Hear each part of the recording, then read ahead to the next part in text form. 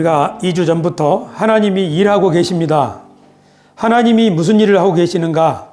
먼저 하나님이 만드신 그 솜씨, 자연 만물에 있는 그 솜씨를 한번 발견해 보자. 그렇게 했었지요. 그런데 하나님은 이 세상 만물을 오묘하게 지으시고 그 다음은 손 놓고 계시는 분이 아니고 예수님이 말씀하신 대로 내 아버지께서 이제까지 일하시니 나도 일한다. 하나님은 지금도 일하고 계시죠. 그것을 발견한 사람들은 하나님의 은혜를 찬송하고 노래를 부르는 건데요.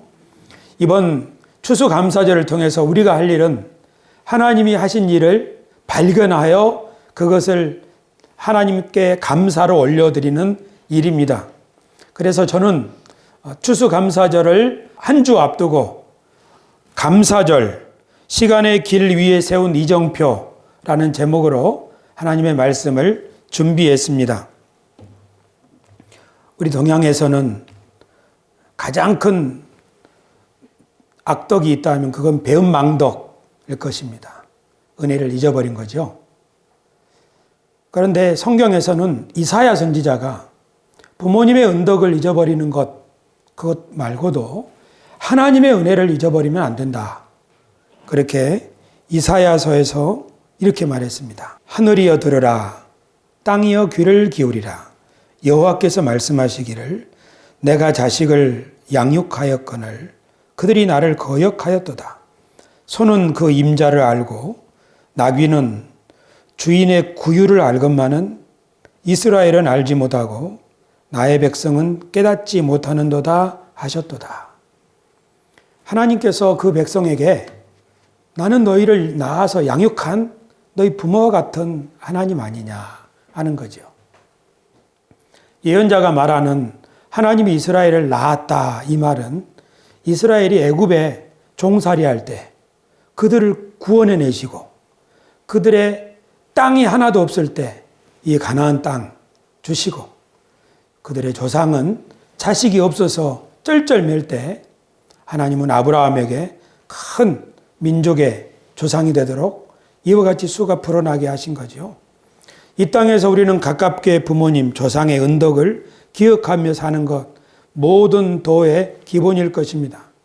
그런데 거기서 조금 더 생각하면 우리 부모를 잊게 하고 우리 조상을 잊게 하고 우리를 이 땅에 발딛고 살게 하시고 또 우리에게 모든 이 만물을 주신 하나님, 그 하나님을 기억하고 그분께 감사하는 것, 그것은 사람의 근본 도리 중에 근본인 줄로 믿습니다. 왜 사람은 은혜를 기억하고 그렇게 사는 것이 중요할까요? 그것은 지금의 나는 과거의 부모님과 형제 자매들과 조상들과 그리고 저 멀리는 하나님의 은혜로 여기 있기 때문입니다. 우리가 지금 살고 있는 것, 그것은 우리 어린 시절에 우리 가정에서 뭔가 배울 때 나는 커서 이런 사람 돼야 되겠다. 그런 꿈을 가지게 된 거죠. 그래서 그 꿈을 가지고 이 세상을 힘차게 여기까지 살아왔습니다. 근데 살다 보면 내 뜻대로 잘 안 되는 일이 있죠. 정말 모든 것이 헝클어지고 내가 바라던 일이 다 안 될 때 우리는 어디론가 멀리 도망가고 싶은 생각이 들 그런 날도 있습니다. 왜 그런 생각이 들까요? 나는 나를 기대해주고 나를 응원해 주시는 분들이 있는데 지금 그 기대를 맞출 수 없을 것 같을 때 그러는 거죠. 그렇게 삶이 어렵고 힘들어질 때 우리에게는 누가 필요한 거예요? 우리에게는 다시 용기를 얻을 수 있는 그런 말을 해줄 수 있는 그런 사람이 필요하죠. 여러분, 그래서 사람은 명절 때마다 고향에 내려가는 것 아닙니까? 여기 보십시오. 우리가 서울에 와서 명절 때면 고속버스나 기차 표를 예매하고 또 자동차를 타고 그렇게 많은 시간 걸려서 고향에 내려가곤 했었지요. 지금 좀 덜하지만 여전히 사람이 고향을 찾습니다. 저도 고향에 내려가서 옛날 다니던 학교도 보고 옛날에 뛰놀던 들판도 보고 그리고 부모님 얼굴도 뵙고 그렇게 하면서 무슨 생각을 하는 거예요? 아, 그래. 내가 저 들판을 뛰어다닐 때 내 부모님을 생각할 때 내가 옛날에 이런 생각하면서 이런 꿈을 가지고 서울로 갔었지? 그래. 그래서 명절이 끝나고 절기가 끝나고 서울로 올라오는 차 속에서 고속버스에서 마음을 새롭게 다졌던 그런 경험이 있습니다. 사람은 너는 이런 사람이야. 너는 이렇게 될 거야. 하고 우리가 누구인지를 일깨워주는 뿌리, 그런 사람이 필요합니다. 그것이 우리의 가족이고 그들이 우리의 고향에 있었기 때문에 우리는 그렇게 고향을 찾곤 했습니다. 그래서 개인들에게는 자신의 정체성과 자신의 꿈을 늘 새롭게 일깨워 줄 수 있는 사람, 그런 사람이 필요하죠.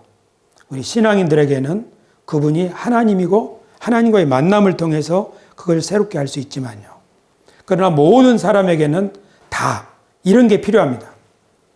개인뿐만 아니라 나라도, 교회도, 공동체도 그 공동체에게 다시 활력을 얻을 수 있는 그런 계기가 필요한데요.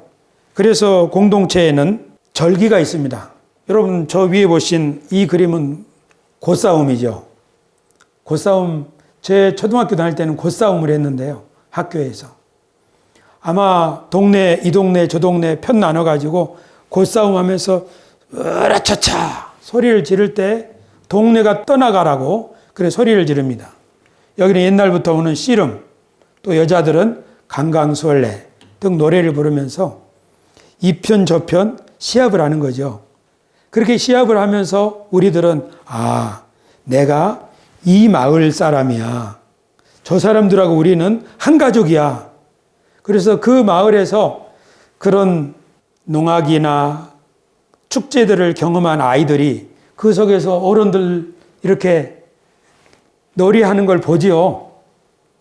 저 같은 경우에는 8월 15일 날 광복절에 동네별로 축구 시합이 있었는데 그 면사무소 옆에 있는 초등학교에서 축구 시합을 하면 그 젊은 장정들이 축구화를 신고 운동장을 뛰면요. 평상시에는 논에서 바다에서 일하던 그 장정들이죠. 그런데 그날 땅을 뜀박질을 하면 제 어린 눈으로 봤을 때는 지축이 흔들리고 땅이 패이고 그렇게 느껴졌어요. 그리고 우리 마을이 이길 때는 큰 함성을 지르고요. 그때 제 마음속에 어떤 생각이 드는 줄 아세요? 나도 크면 우리 마을 대표 선수가 돼야지. 그런 꿈을 갖는 거예요. 그리고 동네 사람들은 그날 끝나고 집에 와가지고 잔치를 벌이고요. 이렇게 하면서 우리들이 뭘 하는가요? 아, 내가 어디에 속해 있구나. 소속감을 느끼는 거죠. 그것은 인간에게 매우 중요합니다. 오늘날은 어떻습니까? 제가 TV를 보니까 유럽의 이 영국 프리미어 리그 경기장인데요. 이렇게 많은 사람들이 남녀 할 것 없이 가득 차서 응원을 하는데 온통 서가지고 응원을 하는 거죠. 여기 경기장에 들어가지 못한 사람들은 술집이나 카페 이런 데 모니터 보면서 그렇게 응원을 한다고 그래요. 자기 팀을 응원하는 거죠. 사람은 왜 이럴까요? 제가 전에는 유럽 사람들은 하나님도 모르고 주일날 교회 가는 것도 모르고 경기장에 저렇게 이런 잔치를 벌이는 것보다 그런 생각만 했는데 이 설교를 준비하면서 이런 생각이 들었어요. 아, 저 사람들은 자기 팀을 응원하면서 자기 소속감을 확인하는구나. 나는 천혜의 고아처럼 이 땅에 혼자 뚝 떨어져 있는 게 아니라 나는 어디에 속해 있다고 하는 소속감. 이것은 인간에게 너무너무나 중요합니다. 그래서 온 세상에 어느 나라 할 것 없이 나라마다 다 이런 가을 축제가 있는 거죠. 그 가을 축제 때는 하늘의 감사제를 지내고 그리고 감사제가 끝나면은 사람들이 잔치를 벌이는 거죠. 그 놀이 축제, 그 축제를 통해서 공동체는 하나로 결속되었던 것입니다. 그 축제를 통해서 하늘이 우리를 지켜보고 있구나. 하늘의 은독으로 사는구나. 옛날 사람들은 그렇게 했죠. 그리고 우리 동네가 우리에게는 너무 소중하구나. 예를 들면 모내기 할 때요. 모내기 할 때 혼자 못 하지 않습니까? 그래서 품앗이를 하는 거죠. 저희 시골에서는 바다의 일을 할 때도 여러 사람들이 함께 도와야 되기 때문에 온 마을이 함께 움직여야 되는 그런 거죠. 그래서 공동체에는 또 나라에는 민족마다 다 절기들이 있고 축제들이 있어서 그것을 통해서 다시 한번 그 사람들이 그 공동체, 그 나라가 한 마음으로 이렇게 뭉치게 되는 것이죠. 여기 보시면 고속도로 가다 보면 이런 표시가 있습니다. 서울 54km. 이거 이정표라고 하죠. 저기 서울 가려면 이만큼 남았다 하는 표시죠. 우리가 저걸 보면서 사람은 내가 얼마나 왔고 이제 얼마 남았구나 이런 것을 확인합니다. 짐승들은 어떻게 확인하나요? 짐승들은 이런 표시 보고 가는 게 아니죠. 짐승들은 자기 본능에 따라서 먼 길을 날아가기도 하고 그렇게 합니다. 하지만 사람들은 이런 이정표를 보고 갑니다. 그런데 우리 길에 세워진 이정표가 이런 거라면 우리 시간에 세워진 이정표가 있는데 그것이 바로 절기입니다. 절기를 소개하기 전에 사람만의 특징, 사람은 이런 동상을 만들죠. 광화문 광장에 있는 세종대왕 상하고 이충무공의 상입니다. 우리나라는 가장 중심에 왜 저 두 분의 상을 세워놓은가요? 사람은 오늘 우리가 있기까지 이분들이 헌신이 있었다. 이분들이 나라를 사랑하고 백성을 사랑하는 그 수고로 오늘 우리가 있는 것이다. 너는 지금 어떻게 살고 있느냐? 너는 앞으로 어떻게 살 거냐? 하는 것을 이런 게 보여주는 거죠. 명심보감할 때 그 보감은 보배로운 거울이란 뜻입니다. 그러니까 성현들의 글을 읽으면서 나의 삶을 비춰보는 것처럼 사람은 이런 기념비 또는 동상 또는 말씀 이런 것을 보면서 우리 자신을 비춰볼 수가 있는 것입니다. 사람은 짐승과 달라서 짐승은 자기에게 잘해주는 사람 또는 먹을 거 거기에 즉각 반응하는 거죠. 하지만 사람은 과거를 생각합니다. 그리고 지금 그 과거에 내가 꿈꾸던 내가 지금 어떻게 살고 있는가 지금을 생각하고요. 그리고 미래를 바라봅니다. 그렇게 하면서 인간은 발전한 거죠. 만약에 과거를 생각하지 않고 현재를 돌아보지도 않고 미래를 계획하지도 않는다면 그런 사람은 발전이 없을 것이고 그런 나라도 마찬가지입니다. 인간이 발전한다는 것은 자신에게 주어진 사명, 전통 또는 본분 이런 것들을 늘 생각하기 때문이죠. 추수감사절은 우리에게 그런 절기입니다. 미국 사람들은 추수감사절을 가장 큰 절기로 지킨다고 합니다. 미국인들에게 추수감사절은 이중의 의미가 있습니다. 하나는 자기 선조들이 미국에 와서 아메리카에 와서 나라를 세운 그걸 기념하는 것이고 또 하나는 하나님께 감사하면서 온 가족이 모이는 거죠.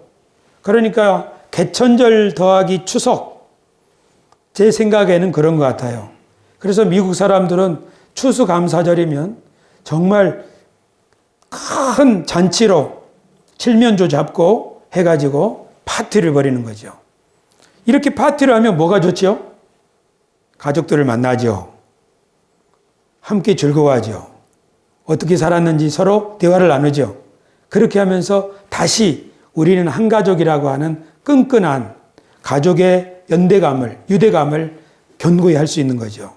그렇게 하면 뭐가 좋습니까? 가족의 연대가 끈끈하면 그 가족, 그 가문의 위기가 다가올 때 훨씬 잘 이겨낼 수 있습니다. 어떤 집은 생일 축하가 있는, 어떤 생일을 맞는 가족이 있을 때 다 같이 모여가지고 돈을 들여서 잔치를 하는 집이 있어요. 번거롭긴 하죠. 하지만 그것을 통해서 얻는 유익은 굉장히 큰 거죠. 사실 돈 들어요. 때로는 불편해요. 하지만 그래도 그 파티를 열어서 한 자리에 모이면 그 가문은, 그 가족은 앞으로 미래가 있습니다. 왜냐하면 그걸 통해서 돈으로 살 수 없는 가족애가 돈독히 되는 시간이기 때문이죠. 성경에도요, 하나님은 절기를 세우셨어요. 그래서 7일마다 안식일, 그리고 유월절, 오순절, 추수절, 불임절. 이 절기는 하나님을 기억하는 거죠. 만약에 절기가 없다면 우리는 시간이라고 하는 여행길을 쫙 그냥 가는 거예요. 표지판이 없이 길을 간다면 길을 딴 곳에 빠질 수도 있잖아요. 표지판을 보고, 지금은 내비게이션 보고 한 걸음 한 걸음 이렇게 잘 안정적으로 갈 수 있듯이, 시간이라고 하는 이 우리의 인생길에 표지판이 없으면 인생의 길도 방황하기가 쉽습니다. 대부분의 사람들이 그렇게 살기가 쉬워요. 하나님께서는 그 백성들에게, 자, 7일에 한번 멈춰서 표지판을 봐라.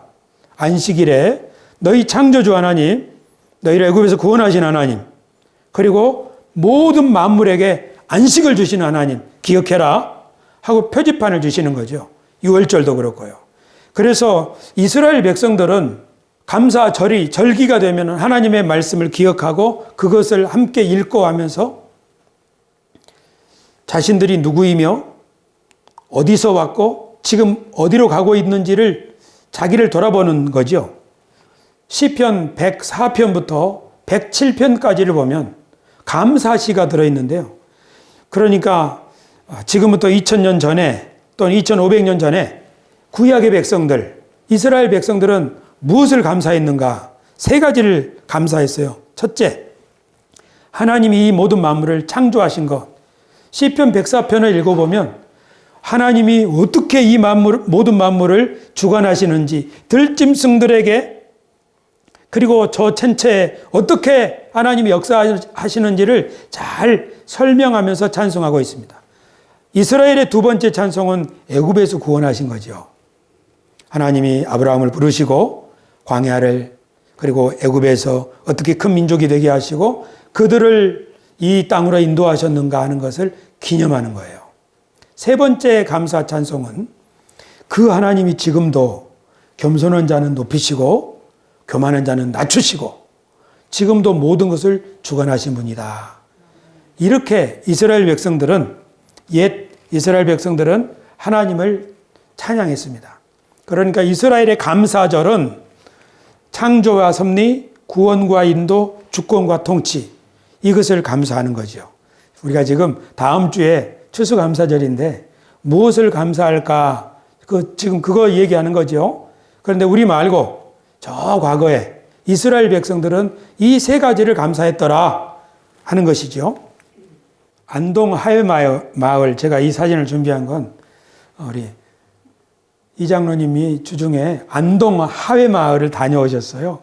그래서 뭐라고 저한테 말씀하셨냐면, 안동 거기는 양반의 마을인지 단풍도 아담하게 피었더라고요 하고 그 단풍 이야기를 하시더라고요. 제가 그래서 나중에 안동에 꼭 가봐야 되겠다 그런 생각이 들었어요. 그러면서 설교를 준비하면서 이런 생각이 들었어요. 양반의 고장, 무엇이 양반의 고장을 양반의 고장이 되게 할까? 그 고장만에 독특한 것이 있을 것이다.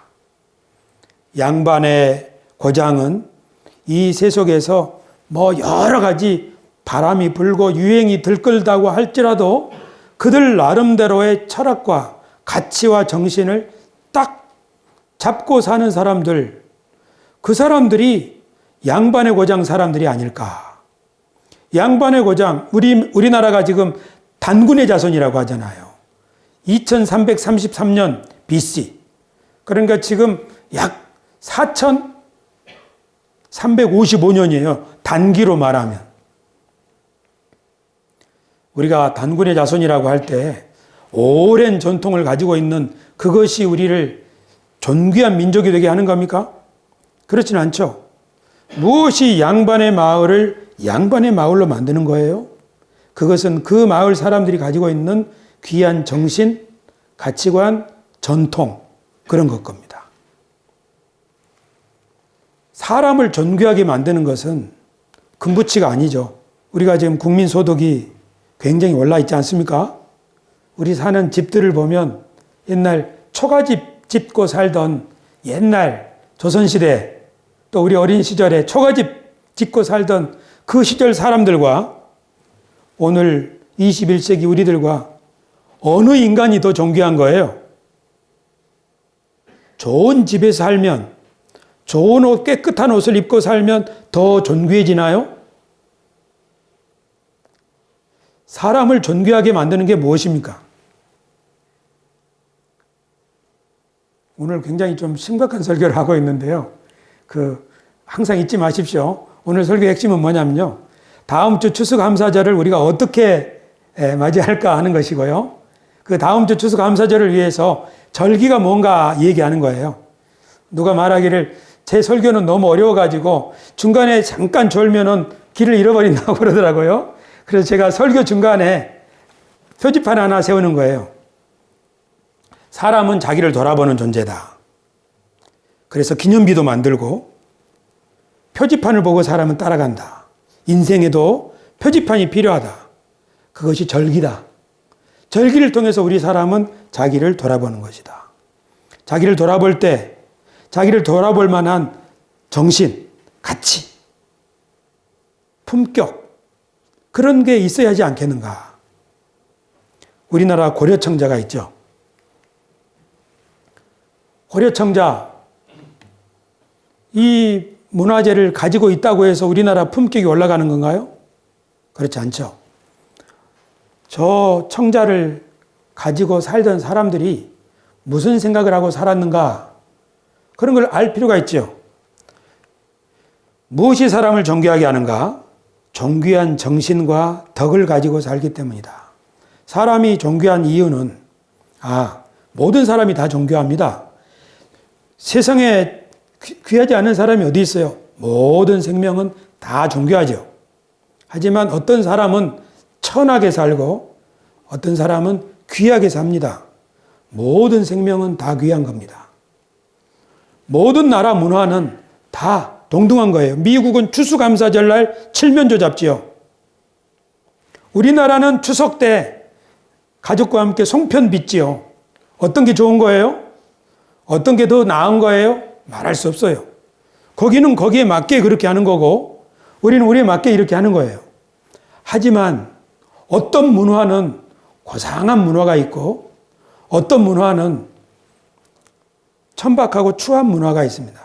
어떤 시대는 문화가 융성하여 그 시대에 사는 사람들은 고상하고 어떤 시대는 문화가 퇴보하여 그 시대에 사는 사람들은 정신이 피폐되어 있습니다. 사람이 고상한 이유는 고상한 정신을 그 마음속에 품고 살기 때문입니다. 우리가 그런 말 하지 않습니까? 이것은 물컵입니다. 물이 들었기 때문이죠. 사람 속에 무엇을 담느냐에 따라서 그 사람의 품격이 결정되는 거 아닙니까? 절기를 통해서 우리가 지금 무엇을 담고 무엇을 바라보고 살고 있는가 그것을 점검하는 거죠. 대한민국이요. 너희는 지금 어떤 세상을 꿈꾸고 있는가? 대한민국 사람들아, 너희들은 어떤 미래를 꿈꾸고 있는가? 그것을 우리 이 시대의 사람들에게 물어볼 필요가 있고요. 오늘 우리 추수감사절을 맞이하는 우리들이 지금 우리는 무슨 생각하고 살고 있는가? 우리는 어떤 미래를 꿈꾸고 있는가? 그것을 점검해 볼 수 있는 시간이 이 추수감사절입니다. 그러면 추수감사절을 맞은 우리가 기독교인들은 무엇을 바라보고 살고 있나요? 성경 그동안 배운 말씀을 한번 비추어서 생각해 보겠습니다. 자, 교우 여러분, 오늘 설교의 제일 중요한 부분입니다. 그러니까 추수감사절을 지키는 사람들, 이거 보십시오. 절기에 담아야 할 기독교 정신. 첫째, 하나님이 이 세상을 경영하고 계신다. 하나님은 세상을 창조하셨고 인간이 타락했지만 이스라엘을 부르시고 자기 대리인 삼으셔서 그리고 예수 그리스도를 보내셔서 지금 교회를 통하여 하나님은 하나님의 뜻을 펼치신다. 이렇게 우리가 가장 먼저 생각해야 될 것은, 항상 우리 마음속에 기억해야 될 것은 하나님이 이 세상을 경영하고 계시는데 창조, 타락, 이스라엘, 예수님, 교회를 통하여 하나님의 경영을 완성하실 것이다.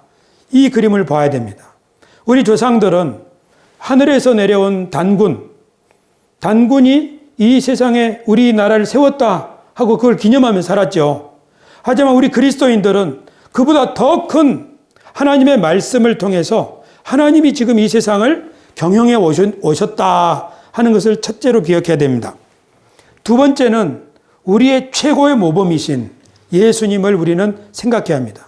그러니까 하나님이 이 세상을 통치하시는데 이 세상을 하나님의 세상으로 만들기 위하여 이 세상에 보내신 예수님, 그 예수님이 우리들에게 어떤 삶이 가장 하나님이 기뻐하는 삶인가 하는 것을 보여주셨으니 절기 때마다 우리는 예수 그리스도를 본받기 위해서 예수님을 생각해야만 하겠습니다. 세 번째로는 미래입니다. 하나님이 이 세상을 창조하셨다면, 그리고 지금도 일하고 주관하신다면, 그러면 하나님이 이 세상을 앞으로 어떻게 하실 것인가에 대한 이야기입니다. 이것은 성경 예언서에 구약부터 계속 요한계시록까지 잘 분명하게 나와 있습니다. 그것은 온 세상이 물이 바다를 덮음같이 여호와를 인정하는 것이 온 땅에 충만하게 될 것이다 하는 것입니다. 모든 민족이, 모든 나라 사람들이 하나님을 경배하는 세상이 올 것이다. 하나님은 그렇게 이 세상을 만들어 가신다는 거죠. 아까 찬송 시간에 이춘 집사님이 그런 이야기를 했는데, 기도할 때 말이에요. 이 세상 만민이 다 하나님을 경배할 때 우리 새소망 교회가 그 일에 앞장서게 하여 주옵소서. 여러분, 이런 믿음을 가지기는 정말 쉽지 않습니다. 왜냐하면 성경을 잘 공부해야, 하나님의 경륜을 잘 공부해야, 하나님이 결국 이렇게 이 세상을 만드시겠구나, 예수님이 말씀하신 하나님 나라는 바로 이런 미래가 되겠구나 하고 그것을 꿈꿀 수 있는 거죠. 그것을 꿈꾸는 사람들만이 하나님이 온 세상을 통치하실 것이기 때문에 우리가 그 하나님의 통치를 미리 앞당겨서, 또는 그 통치가 곧 내가 속히 오리니, 만물의 마지막이 가까이 왔으니, 그 생각을 가지고 여기서부터 하나님을 바르게 섬겨야겠다, 여기서부터 예수님처럼 살아야겠다, 여기서부터 하나님을 바르게 예배해야 되겠다, 그런 거죠. 그런 사람은 꼭 무엇과 같냐면 칠흑 같은 어두운 밤에 하나의 작은 불꽃 같은 사람입니다. 등불 같은 사람입니다. 온 세상이 하나님을 경배하리라는 꿈을 누가 꿀 수 있겠어요? 그러나 절기 때마다 우리는 하나님의 말씀을 기억하면서 그런 세상이 반드시 올 거야, 하나님이 그런 세상을 열어주실 거야, 그러니 우리가 그 세상이 올 수 있도록 이 민족을 축복하고 우리 교회를 축복하고 우리 자손을 축복하고 나로부터 그런 세상이 시작되게 하여 주옵소서 하고 절기 때마다 우리는 하나님의 약속을 보는 겁니다. 여러분, 이 절기 때 하나님이 우리의 미래에 어떤 미래를 주실 것인지를 볼 수 없다면 우리는 이 절기를 사과나 바나나, 파인애플, 그걸로 우리 얼굴을 가리는 거예요. 추수감사절에 절기 때 과일 하나 드리고 추수감사절을 지켰다고 하는 것은 그와 같아요. 하나님이 이 과일을 주신 거 맞지요? 하지만 이 지난 한 해만 지키신 것이 아니고 그 하나님이 이 자연 만물뿐 아니라 전체 세상 만국을 통치하시는 그분이 지금은 소수의 사람들이 하나님을 예배해서 우리가 마치 이 세상의 중심지에서 저 멀리 떠나 있는 변두리에 있는 사람들만 같아요.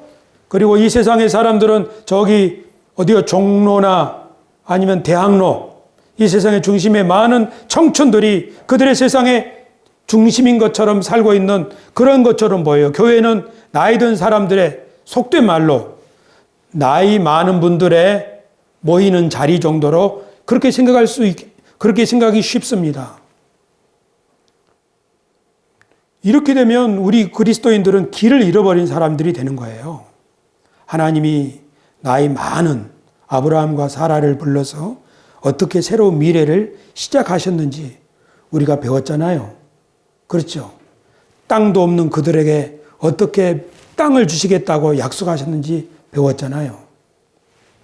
추수감사절에 우리가 기억해야 될 것은 하나님, 이 대한민국이 온전히 하나님의 경륜을 이해하고 예수 그리스도를 본받으며 하나님이 통치하시는 생명 가득한 세상에 합당한 대리인으로 살 수 있도록 도와주시옵소서. 그렇게 기도해야죠. 언더우드와 아펜셀러 선교사가 제물포 항구에 부활절 아침에 배 타고 돛담 배 타고 입항할 때 그런 기도를 드렸다고 하지 않습니까? 하나님, 이 조선은 칠흑 같은 세상입니다. 그러나 이 조선이 앞으로 하나님의 백성들로 가득한 그런 세상이 되게 하여 주옵소서. 조선에 교회도 없을 때 그 선교사들이 와서 하나의 조그마한 등불처럼 가지고 와서 조선을 축복한 거예요. 그리고 자신의 인생을 여기다 묻은 거예요. 언더우드 선교사님은 자기 아들 대대로 한국에 자기 가문을 심었잖아요. 교우 여러분, 하나님 나라가 어떤 겁니까? 예수님이 말씀하시기를 한 알의 밀이 땅에 떨어져 썩지 않으면, 죽지 않으면 한 알 그대로 있지만 죽으면 많은 열매를 맺느니라. 이렇게 해서 하나님의 나라가 한 알의 밀알처럼 보이지만 마침내 많은 결실을 하게 된다는 거죠. 우리 그리스도인들이 절기 때 품어야 될 꿈, 그것이 바로 하나님이 우리에게 주시는 미래예요. 이 미래가 없다면 얼마나 암울한 거예요. 그러나 이 미래를 본다면 희망을 찾을 수 있어요. 길을 찾을 수 있어요. 우리가 열심히 수고해야 될 이유를 찾을 수 있어요. 마지막, 절기 때 우리가 기념해야 될 기독교 정신은 교회를 통하여 이루실 구원의 역사입니다. 하나님은 우리 교회를, 비록 적은 모임이지만 우리 교회를 통하여 하나님은 세상의 모든 사람들이 복을 받을 수 있게 하실 것이다. 오늘 우리 이치훈 집사님 선곡한 것 가운데 터가 높고 아름다워 온 세상의 기쁨, 교회가 시온산과 같고 예루살렘과 같고 그래서 모든 세상을 축복하는, 축복의 물이 흘러가는 에덴 동산과 같다고 하는 이 믿음 가지고 교회 오시기를 바랍니다. 교회 올 때마다 여러분들은 하나님이 아담과 하와에게 너는 내 아들이다, 내가 너를 세상 모든 걸 너에게 맡긴다 하고 축복하던 그런 상상을 하시기 바랍니다. 교회 와서 기도할 때마다 여러분, 지성소에서 대제사장이 하나님 앞에 엎드릴 때 가서 백성을 축복하라 하고 하나님이 안수해 주시는 것을 꿈꾸시기 바랍니다. 왜냐하면 교회는 바로 그런 곳이기 때문입니다. 자, 이런 생각을, 이런 감사절의 절기 때 우리가 이런 생각을 하고 하나님이 세상을 주관하시고 예수 그리스도께서 아버지 보좌 우편에서 지금도 자신을 따르는 그 종들을 축복하시려고 성령을 부으시고 그리고 장차 우리에게 새로운 미래를 주시고 우리 가문에게 새로운 미래를 주시고 교회를 통해서 하나님이 그 일을 이루신다면 주님, 이 일이 이루어지게 하여 주시옵소서. 그러면 내가 어떻게 살고 있나요? 그럼 나는 어떻게 살고 있죠? 이제 우리 자신을 생각해 볼 수 있는 거죠. 저는 이번 한 주간 동안에 이 일을 여러분에게 제안하고 싶습니다. 우리 교회는 젊은 분들도 있고 연세 있으신 분들도 있지만 목회자로서 제 사명은 여러분 한 분 한 분의 남은 생애가 정말 빛나게 되기를 바라는 겁니다. 이번 한 주간 숙제가 이거예요. 교우 여러분, 내 남은 인생을 어떻게 살까? 이게 숙제입니다. 여러분 남은 인생 어떻게 살 거예요? 이게 숙제예요. 제가 10년 전에, 한 12, 13년 전에 인정교회에서 앞으로 10년 후에 나는 어떻게 될까? 그 그림을 그린 적이 있어요. 그리고 벌써 10년이 훌쩍 지나서 여기 왔어요. 그런데 오는 추수감사절 날 우리가 생각해야 될 게 하나 있어요. 그것은 내 남은 인생 어떻게 살까? 무엇을 위해서 살까? 하는 것입니다. 추수감사절은 이정표와 같은 거예요. 시간의 길 위에 세우는 이정표. 너는 지금 어디까지 왔는데 지금 얼마 남았어? 어디로 가야 되는 거야? 하는 그거예요. 이정표를 보고 내가 지금 지나온 길을 돌아보니까 하나님이 이렇게 우리 가정에 복을 주셨네. 내 인생에 이렇게 복을 주셨네. 우리 대한민국은 이렇게 복을 주셨네. 하고 감사드리는 거 맞아요. 꼭 해야 됩니다. 그 감사가 크면 클수록 우리는 추수감사절에 하나님께 드릴 게 많겠죠. 다음 주에 여러분 오실 때 최고로 정성스럽게 옷을 입으시고 최고로 멋지게 꾸며 입고 최고로 정성스러운 예물을 준비하셔서 진실한 감사를 하나님께 드리시기를 바랍니다. 그런 사람은 정말 존귀한 사람이에요. 왜냐하면 그는 부모의 은혜에도 감사하지만 하나님의 은혜에 감사하고 있기 때문이죠. 정성된 마음으로 옛날에 제사 지내던 사람들 목욕 재개하고 정성을 바치는 것 이상으로 하나님 앞에 그렇게 정성껏 예배를 드리면 그런 사람은 인생 자체가 고귀해집니다. 그렇잖아요. 뭐에 쩔어서 지내는 사람이 어떻게 고귀한 인생을 살겠어요? 그러나 누구랄 거 없이 그래 하나님이 나를 지금까지 지켜주셨지. 그리고 내 인생 남은 인생도 하나님이 함께 하실 거야. 그 마음을 가지고 추수감사절 준비해서 추수감사절 예배를 드리는 사람은 정말로 돈으로 환산할 수 없을 만큼 고귀한 것을 얻을 수 있게 되리라고 믿습니다. 주중에 이금숙 권사님이 이런 말씀하시더라고요. 목사님, 옛날에 모 목사님 계실 때 그때 헌금을 작정을 했는데 그 헌금을 하나님 앞에 이걸 드려야지.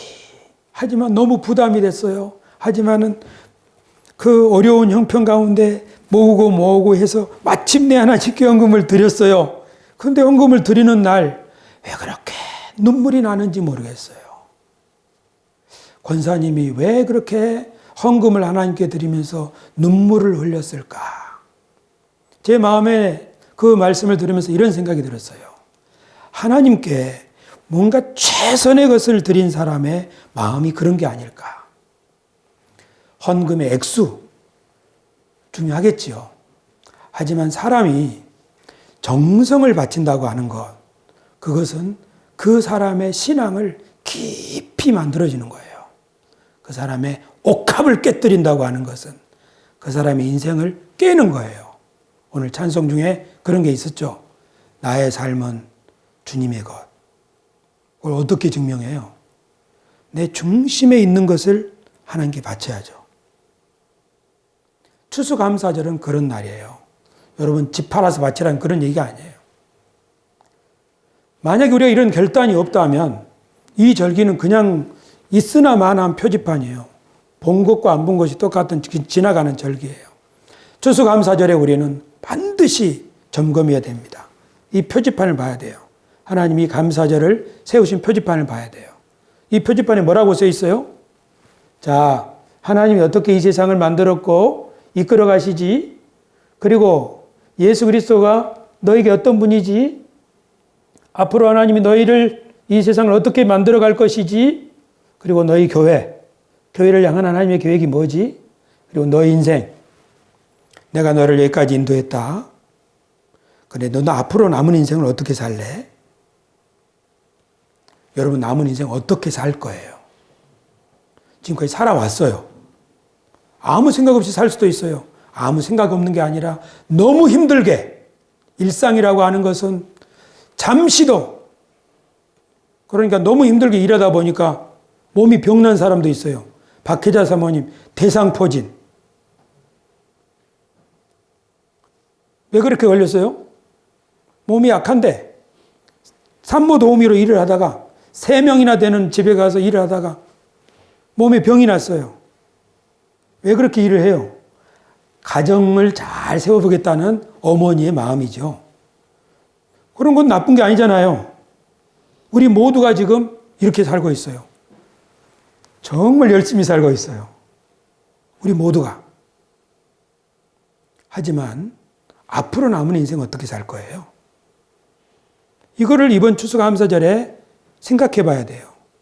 이거 생각하지 않고 산다면 그냥 이 절기 지나가는 거예요. 하지만 이 한 주간 동안 내 남은 인생 어떻게 살까 생각해 보세요. 하지만 그 생각을 그냥 하면은 아무 생각도 안 나요. 뭘 가지고 생각을 해야 돼요? 명심보감처럼 나를 비춰봐야 돼요. 하나님의 말씀에 나를 비춰봐야 돼요. 교회 여러분, 우리 교회가 배운 것, 하나님의 경륜, 그리고 예수 그리스도, 그리고 하나님 우리에게 주신 새로운 미래, 수도 없이 말씀드렸어요. 그리고 교회를 통해서 하나님이 일하신다고 하는 것, 이런 것들을 계속 묵상을 해야 해요. 이런 것을 생각하지 않으면 아무런 것도 생각이 안 나요. 한번 생각해 보세요. 아침에 여러분 자기를 보기 위해서 어디에 섭니까? 거울 보잖아요. 거울 보지 않고서 어떻게 자기를 볼 수 있어요? 하나님의 말씀이라고 하는 거울, 명심보감보다도 더 위대한 하나님의 진리의 말씀의 거울, 그 거울로 자기를 비춰봐야 돼요. 어떻게 비춰봐야 돼요? 뭐가 보일 때까지. 아, 나는 이런 사람이구나. 아, 우리 교회는 이런 곳이로구나. 아, 하나님이 우리에게 주시는 미래는 이런 세상이로구나. 이런 게 보여야 되죠. 안 보이는 거울이 있어요. 우리 복도에 있는 거울. 우리 복도에 있는 거울 중에는요, 어떤 권사님이 거울을 닦으셨는데 키 닿는 데까지만 닦아가지고 손 닿는데 그 윗부분은요, 거울이 안 보여요. 먼지가 가득 차 있어서. 안 보이는 거울은 보나마나예요. 추수감사절, 이번 추수감사절, 옛날에는 추수감사절 때 큰 잔치를 벌이고 싶었어요. 하지만 이번 추수감사절 때는 우리 윤혜선 성도가 떡을 준비한다고 그래서 떡을 드릴 거예요. 또 우리 이치훈 집사님이 또 정성껏 찬송을 준비할 거예요. 여러분은 한 주간 동안 추수감사절을 생각하면서 하나님 앞에 무엇을 감사할까? 나의 남은 인생을 어떻게 살까? 그 결심과 다짐을 글로 적어보세요. 그리고 주일날 와서 하나님 앞에 그걸 바치세요. 그리고 이렇게 기도하세요. 하나님, 저 남은 인생 이렇게 살고 싶습니다. 그러니 이삭이 야곱에게 축복하듯이 저에게 축복해 주십시오. 나의 남은 인생이 이렇게 살아갈 수 있도록 저에게 기름 부어 주십시오. 하고 하나님 앞에 진실한 그런 예물과 정성과 헌신의 기도를 향하여 나온다면 이번 추수감사절은 우리 모두에게 뜻깊은 추수감사절이 될 줄로 믿습니다. 행사들은 그에 맞게 하면 돼요. 잔치할 수 있을 때가 되면 하면 되고, 하지만 어떤 행사를 벌이더라도 이 알맹이가 빠지면 안 돼요. 이 알맹이. 저도 그렇게 할 겁니다.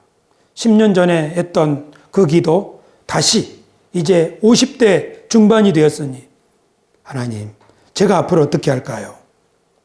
저는 새소망 교회를 위해서 이렇게 살고 싶습니다.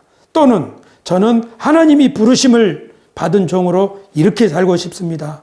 하고 하나님 앞에 하나님의 말씀을 기억하면서 저희 미래를 하나님께 구하면서 설계해 보려고 합니다. 여러분, 우리가 이런 결단이 있어야지 않습니까? 그래야 길 위에 세워진 우리 인생의 이정표를 보고 바르게 가죠. 우리 모두가 다 인생이 끝날 때쯤에 되면은 이제 나를 위해서 의의 멸관이 예비되었다 하고 기뻐하고 살아야죠.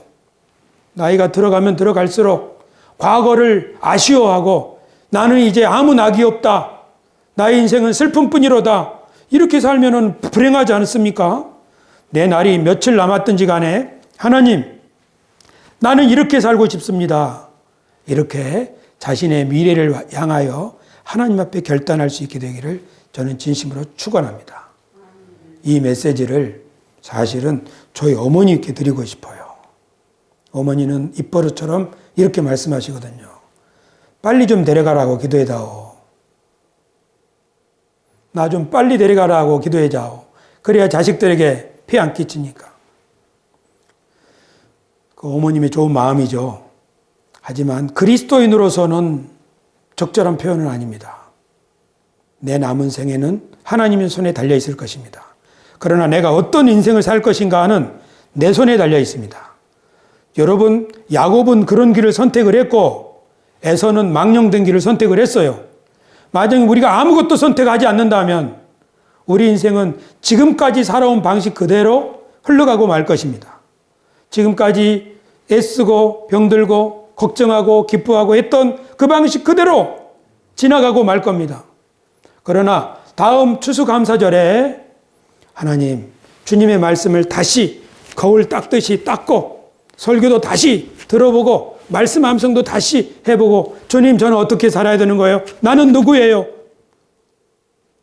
하고 하나님 앞에 치열한 고민을 한 사람들은 야곱이 야복강가에서 기도할 때 그 브니엘의 영광을 본 것처럼 우리의 미래는 하나님의 은총 가운데 올바른 이정표가 가르쳐주는 소원의 항구로 또 축복의 길로 후회가 없는 인생으로 살아갈 수 있게 될 줄로 믿습니다. 우리 한 주간 이 노력을 기울여 주시기를 부탁을 드립니다. 기도하겠습니다.